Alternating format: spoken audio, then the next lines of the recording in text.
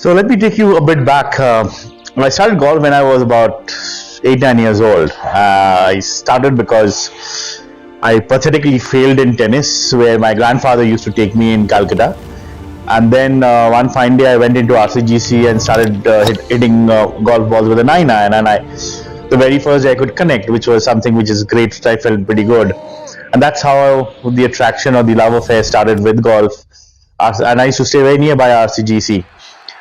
It was a summer holiday, so every day was a holiday for me. I was still in school, so I used to come every day after that and start hitting golf balls with my 9 iron. And the last few holes, I used to walk with my grandfather and do putting on the greens. That was my initial days of golf. As my summer vacation ended, and then I started becoming weekend player. I eventually I was striking the ball well. Played a lot of local tournaments, the club tournaments, which I started winning. So that actually got me to a level where I thought I can go out and play at various courses in India. So my first junior was at Delhi, which is called British Aerospace, which happened at DGC that time.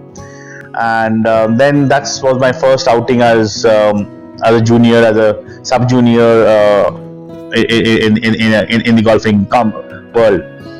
And days passed by. I went off to US to pursue my graduation. I did golf there. I played for the college team. Came back, turned professional. Gave it a shot. First 3 year wasn't that good. Second year onwards, as I matured, I had two mentors with me. One is a very famous player called Basad Ali, who was mentoring me, who helped me, supported me. He was my roommate initially, and he used to guide me every course, how do I play. He used to take me out every tournament. As a pro, he used to take me out for the practice rounds. So that's how it started off. Walking and playing with him, I learned a lot of things, how to handle myself on course, during competition and various situations. Slowly started making cuts as a pro. Did well, got into a lot of international events, played the Indian Open. But unfortunately, there's one of the Indian Open where I fell down in Delhi in Gurgaon IITC, and I fractured my tailbone. After that, when I realized that I can't play golf for the next 8 months, I thought it's no point playing a professional golf after that, because one, you're 8 months off the pro circuit, you rank nowhere. I mean, you really drop down, as you know. Plus, on top of that, if you look at if you're out of golf for 8 months, you're coming back, and the doctor said that I can't play 24 tournaments in a year, which was pretty the tournament that time, which in India, as well as if you look at the Asian Tour. So I quit golf. So I'd getting into corporate, but then back in I came about 11 years back. I shifted to Hyderabad. The golf course was very near me, so every day I used to drive past to my office through the golf course, and every day I used to look at the greens. I used to tell my family, I used to do this day in, day out. One fine day, I met with a person who plays golf in my apartment. I was like, can I walk with you? So that's the day I came back, walked with him, hit a couple of balls with him. Wasn't that great, but wasn't that bad also. Okay, I walked with him about 9 holes. Play connection, yes, I didn't miss a ball. So the direction was haywire, but then day one was like that. Then I said, let me try it at the range. So every day every morning from 5:30 to 7:30, I used to hit balls at the range. And that was not my club, the range clubs. When I realized, I can still hit the ball fairly okay. If I practice, I picked up an old golf set from my friend of mine, SSP. He said, take these clubs and start playing. So with that's the journey started, my second phase of golf. And now I play. I'm a regular in the Mid-Am Tour in India, as well as I play international events. I've played the British Mid-Am, the Scottish Mid-Am, the European Mid-Am, so the Asia Pacific Mid-Am, and also a couple of them in here and there, like in Nepal and Thailand and Singapore and all that. So yes, this year happens to be a good year. I finished third in the British Mid-Am. I got a chance to play the European Mid-Am, where I finished 8th. I'm going next week for the Scottish Mid-Am, and then to Hong Kong. For the Hong Kong, I would be the first Indian to go out and play the Hong Kong Mid-Am too.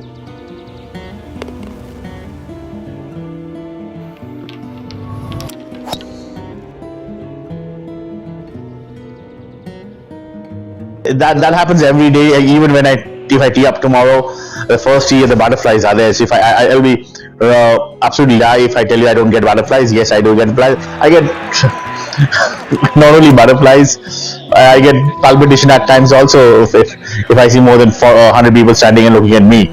So I wonder where I can hit it. Say that, and it was in Paris. There were more than 300 people around the tee.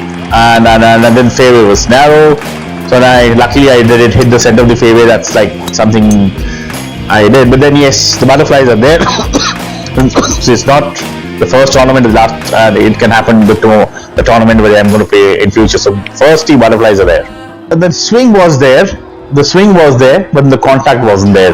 The length, yes, what I could hit 20 years ago, I don't have that length. I mean, I've seen young boys today carrying me past 20 yards. But then golf is just not long drive. I mean, it's the golf, I would say it's more of a short game. So somebody can hit 350 yards drive, but I would probably hit a 280 yards drive, but I'll still make a par and he will still make a par. So it's short game, and that's what I've learned from my mentor Basad. He said he was never a long hitter, but he said improve your 30-yard shots, you will not miss your par. Here in India, it is improving, but not at that level. Okay. Earlier there was no Mid-Ams. First of all, it has just started a couple of years back. I mean, say 3 years, 4 years back, the Mid-Am have started, whether from the east or from the north. There's one international event which happens all India Mid-Am. But yes, why it creates a lot of interest in a lot of players, because we are all about 40 years old almost playing in the circuit. Someday in our life or somewhere in our life, either we wanted to be a pro or some of us have been a pro, who plays in the circuit like Bharat Sharma or a few of the players in Delhi who has played a pro golf along with me. They have now turned amateur and playing with me as a Mid-Am. So probably we were dreaming to live that life as a full-time pro, but then some accident, somebody's pro life didn't click well. So now we are coming back and living that same competitive golf, but yes, at a mid-amateur level. So where we meet our friends, because we were all friends since the junior times, and we still compete against each other. So it's fun, it's competitive. But if you look at the international ones, they are much more competitive, much more well organized. They've been doing it for years now. How I would say, because if you look at the British Mid-Am, I mean, there will be trucks for every sponsored player. You can go and change your grip, club, change your loft, bounce, whatever you want. Every tee would have a tea bucket, a refrigerator with water and everything. So it's as good as playing a British Open.